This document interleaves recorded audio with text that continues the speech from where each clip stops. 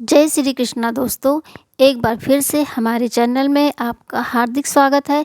आपसे विनती है, अगर वीडियो थोड़ी भी अच्छी लगती है तो प्लीज़ लाइक कर दिया करें, और अगर चैनल में नए हैं तो चैनल को ज़रूर सब्सक्राइब कर लें। साथ में बेल आइकन को भी ज़रूर प्रेस कर दीजिएगा। हिंदू परंपरा में बच्चे के जन्म के छठे दिन छठी पूजा का आयोजन किया जाता है। इसे छठीहार या षष्ठी पूजा भी कहा जाता है। मान्यता है कि इस दिन विधाता और छठी माता शिशु का भाग्य लिखते हैं, इसलिए ये पूजा अत्यंत महत्वपूर्ण और पवित्र मानी जाती है। भगवान श्री कृष्ण जी का जन्म भाद्रपद मास के कृष्ण पक्ष की अष्टमी को हुआ था। जन्म के छठे दिन यानी द्वादशी तिथि को कन्हैया की छठी मनाई जाती है। इस दिन घर आंगन सजाया जाता है, दीप जलाए जाते हैं, झूला झुलाया जाता है, भजन कीर्तन होते हैं और विशेष भोग अर्पित किए जाते हैं। मान्यता है कि जैसे नंद बाबा और यशोदा मैया ने गोकुल में कान्हा की छठी मनाई थी, उसी प्रकार आज भी भक्त अपने घर में ये उत्सव धूमधाम से मनाते हैं। अब जानते हैं छठी पूजन का समय और मुहूर्त। इस बार जन्माष्टमी 16 अगस्त के दिन थी। ऐसे में कान्हा जी की छठी 21 अगस्त दिन गुरुवार को ही की जाएगी, और इस बार गुरुवार के दिन पुष्प नक्षत्र का शुभ योग भी बन रहा है, इसलिए यह दिन और भी विशेष हो जाता है। और इस बार 21 अगस्त गुरुवार को भद्रा भी लग रही है, और भद्रा काल दोपहर 12:44 से लेकर मध्य रात्रि 12:16 तक रहेगा।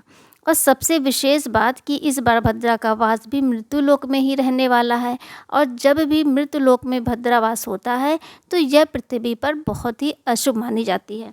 यानी इस समय में कोई भी शुभ काम करने से बचना चाहिए। अगर भद्रा के समय कोई शुभ काम किया जाता है तो उसका अशुभ परिणाम देखने को मिल सकता है। अब मन में यह भी बात आती है कि जब भद्रा लग रही है तो कान्हा जी की छठी कब पूजें। तो देखिए, कान्हा जी की छठी अपने आप में एक महा उत्सव है।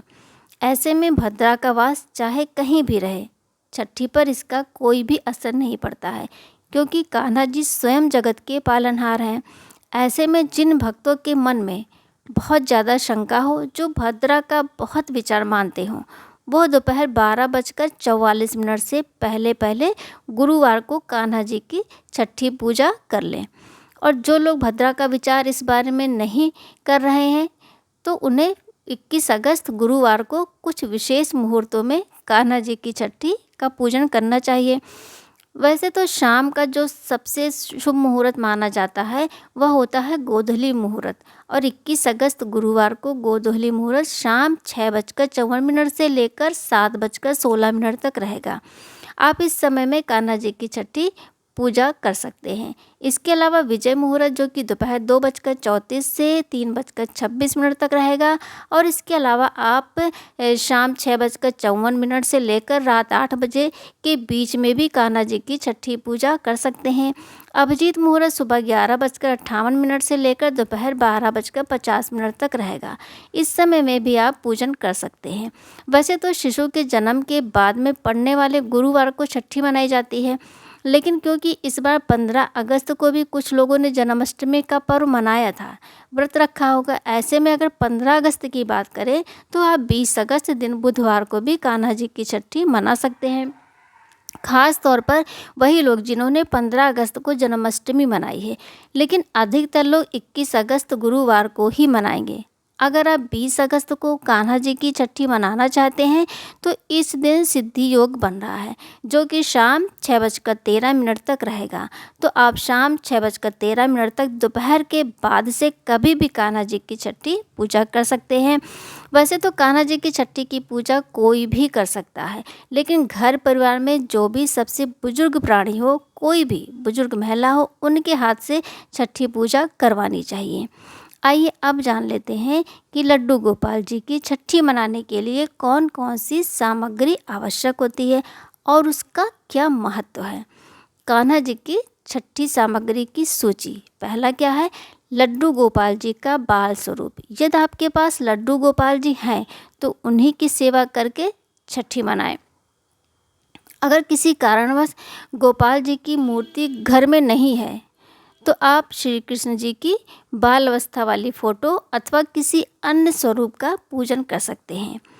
नवीन पीली पोशाक। दूसरा है, छठी के दिन गोपाल जी को नई पीली वस्त्र पहनाना शुभ माना जाता है, क्योंकि पीला रंग सौभाग्य और मंगल का प्रतीक होता है। तीसरा, दूध से स्नान। इस दिन लड्डू गोपाल जी का दूध से स्नान कराया जाता है। इसके लिए आप एक थाली, परात या कोई भी स्वच्छ पात्र रख लें। नजरिए यानी बच्चे की तरह पहनाने वाले ताबीज। छठी के दिन बच्चों को बुरी नज़र से बचाने के लिए नजरिए पहनाए जाते हैं। आप बाज़ार से खरीद सकते हैं या घर पर भी बना सकते हैं। यदि आपके पास तगड़ी है तो उसे भी पहना सकते हैं, लेकिन ये वैकल्पिक है।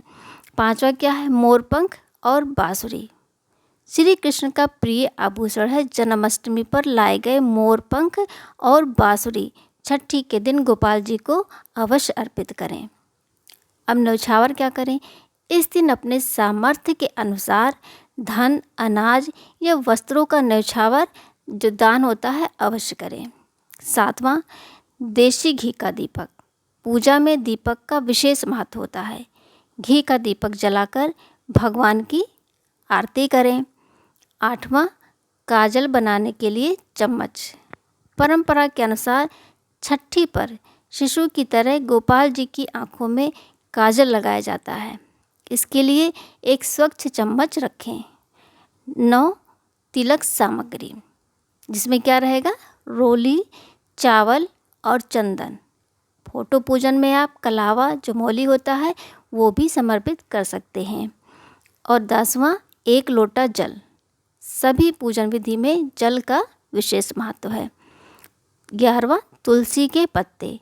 श्री कृष्ण पूजा तुलसी के बिना अधूरी मानी जाती है। 12वां, भोग सामग्री। छठी पर कढ़ी चावल का भोग अनिवार्य है। इसके अतिरिक्त आप फल, मिठाई या अन्य सात्विक व्यंजन भी अर्पित कर सकते हैं। परंपरा अनुसार भगवान को 56 भोग भी लगाए जाते हैं, किंतु छठी में कढ़ी चावल अवश्य होना चाहिए। 13वां, नज़र उतारने के लिए राई और नमक। इसे नून राई करना कहते हैं। इससे बुरी नज़र और नकारात्मक ऊर्जा दूर होती है। 14वां क्या है, झूला जो पालना होता है। छठी के दिन शिशु को झुलाया जाता है। आप गोपाल जी को भी झूले में विराजमान करके झुलाएं और परिवार के सभी सदस्य उनको झूला झुलाएं। 15, अरबी की सब्जी जो राधा रानी जी को बहुत प्रिय है। 16वां, कोरा कागज और नई कलम। विधाता द्वारा भाग लेखन का प्रतीक है ये। आइए जानते हैं छठी पूजन की विधि। सबसे पहले स्नान करके स्वच्छ वस्त्र पहने, संभव हो तो पीले रंग के कपड़े धारण करें। पूजल स्थान को स्वच्छ करके रंगोली व दीपों से सजाएं। संकल्प लें, हाथ में जल पुष्प लेकर बोलें, आज मैं श्री कृष्ण छठी महोत्सव पर छठी माता और श्री कृष्ण जी का पूजन कर रही हूँ या कर रहा हूँ। हे छठी माता, आप इस पूजन को स्वीकार करें। छठी माता का ध्यान, कल्पना करें कि छठी माता स्वर्ण वस्त्रों में सुशोभित होकर बाल कृष्ण को आशीर्वाद दे रही हैं। मंत्र बोलें, छठी माता नमो नमः, विधाता माता नमो नमः। लड्डू गोपाल जी को पंचामृत, दूध, दही, शहद, घी, शक्कर से स्नान कराएं। शुद्ध जल से धोकर मुलायम वस्त्र से पोछें। नई पीली पोशाक पहनाएं, तिलक करें और आभूषण पहनाएं। गोपाल जी को काजल लगाएं, आँखों में, माथे पर और कान के पीछे। झूला झुलाना, गोपाल जी को झूले में विराजमान करें। पूरे परिवार के सदस्य बारी बारी से उन्हें झुलाएं। भोग अर्पण, कढ़ी चावल, माखन, मिश्री, खीर, लड्डू और तुलसी पत्र अर्पित करें। चाहे तो 56 भोग भी लगा सकते हैं, परंतु छठी में कढ़ी चावल आवश्यक है। भाग लेखन, गोपाल जी के पास एक नया पेन और कोरा कागज रखें। मान्यता है कि इस दिन विधाता शिशु का भाग्य लिखते हैं। आरती और भजन कीर्तन, कान्हा जी और छठी माता की आरती करें। छठी के गीत, सोहर या कृष्ण भजन गाएं। नामकरण, परंपरा छठी के दिन शिशु का नाम रखा जाता है। आप गोपाल जी को भी नया नाम देकर कान में बोलें और परिवार में उसी नाम से उच्चारण करें, जैसे लल्ला, माधव, श्याम, कान्हा, मोहन, ठाकुर, नटखट आदि ऐसे नाम हैं। अंत में प्रार्थना करें, हे छठी माता, जैसे आपने श्री कृष्ण को सुख, सौभाग्य और कीर्ति प्रदान की है, वैसे ही हम सब पर कृपा बनाए रखें। हमारे परिवार और संतान की रक्षा करें, भोग का प्रसाद बांटें और स्वयं भी ग्रहण करें। घर में केवल सात्विक भोजन बनाएं। इस दिन क्रोध, कटु वचन, मांस, मदिरा और अपवित्रता से बचें। विशेष परंपराएं जैसे दीपक तुलसी माता के पास और मुख्य द्वार पर जलाना चाहिए। छठी के अवसर पर पड़ोसियों व रिश्तेदारों में प्रसाद बांटने की परंपरा है। श्रद्धालु गोपाल जी को उपहार भी अर्पित कर सकते हैं। तो मित्रों, ये रही कान्हा जी की छठी का संपूर्ण विवरण। महत्व, तिथि, मुहूर्त, सामग्री और विधि। आप भी इस वर्ष पूरे उत्साह और श्रद्धा से यह पर्व मनाइए और भगवान श्री कृष्ण व छठी माता की कृपा का अनुभव कीजिए। वीडियो को शेयर कीजिए, लाइक कीजिए और चैनल को सब्सक्राइब करना ना भूलें। जय श्री कृष्णा। राधे राधे।